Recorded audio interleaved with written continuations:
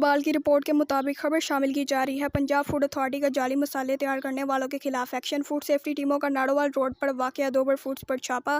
موقع پر کیے گئے ٹیسٹ فیل ہونے پر یونٹ بند۔ 100 کلو ملاوٹی سرخ مرچیں تلف۔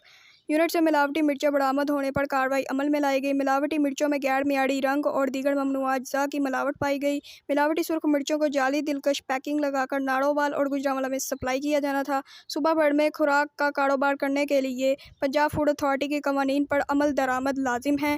ملاوٹی مصالحہ جات کا استعمال معدہ اور انتڑیوں کی موذی بیماریوں کا باعث بنتے ہیں۔ زیادہ منافع کے لالچ میں عوام کی صحت سے کھیلنے والا مافیا کے خلاف سخت کارروائی عمل میں لائی جائے گی۔